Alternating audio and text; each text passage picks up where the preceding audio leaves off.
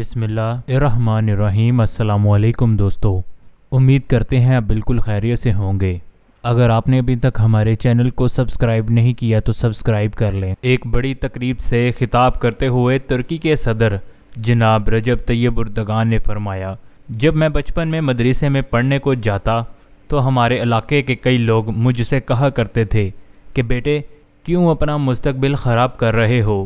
کیا تمہیں بڑے ہو کر مردے نہلانے کی نوکری کرنی ہے؟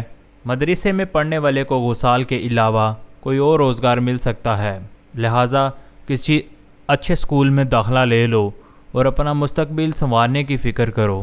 اس قسم کی نصیحت کرنے والوں میں زیادہ تر بوڑھے ہوتے، اور جب بڑے ادب سے ان کی بات سنتا اور مسکراتے ہوئے اپنی کتابیں بغل میں دبائے مدرسۃ الامام الخطیب کی طرف گامزن ہوتا۔ فرمایا کہ میرے والد پھل فروش تھے، ان کے مالی حالات اس بات کے متمحل نہیں تھے کہ وہ مجھے کسی اسکول میں ڈالتے۔ ہمارے گھر میں بعض اوقات سالن کے بجائے خربوزے کے ساتھ روٹی کھائی جاتی۔ والد کی دین سے والہانہ محبت تھی کہ مجھے حفظ قرآن کی کلاس میں ڈال دیا تھا، پھر وقت کی گولی کی رفتار سے چلتا رہا اور میں نے استنبول کے اسی مدرسے سے 1973 میں اپنی تعلیم مکمل کی۔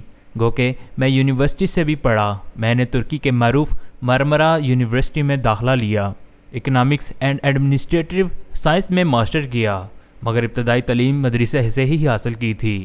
اب جب مجھے ان بزرگوں کی نصیحتیں یاد آتی ہیں اور خود پر رب کریم کا رحمتوں کی بارش دیکھتا ہوں تو بے اختیار آنکھیں چھلک پڑتی ہیں۔ یہ کہہ کر کہ اردگان نے حاضرین کو بھی اشک بار کر دیا۔ واضح رہے کہ مسلم حکمرانوں میں اردگان پورے عالم اسلام میں مقبول ترین لیڈر ہیں۔ ٹویٹر پر سب سے زیادہ فالوور انہی ہی کے ہیں، ان میں سے 70% عرب کے ہیں۔ اسرائیل کو منہ توڑ جواب دینے کے بعد عرب دنیا میں ان کو ہیرو کا خطاب مل چکا ہے۔ یاد رہے اس وقت دنیا میں سب سے زیادہ بچے ترکی کے دینی مدارس میں زیر تعلیم ہیں۔ 2015 کے اوائل میں جاری اعداد و شمار کے مطابق ان طلباء کی تعداد 40 لاکھ تک تجاوز کر چکی تھی، تاہم وہاں کے مدارس کے نظام کا تعلیم بھی مکمل جدید خطوطوں پر استوار کیا ہے۔ مزید بہترین ویڈیوز کے لیے ہمارے چینل کو سبسکرائب کر لیں اور بیل کے بٹن کو دبانا نہ بھولیں۔ شکریہ۔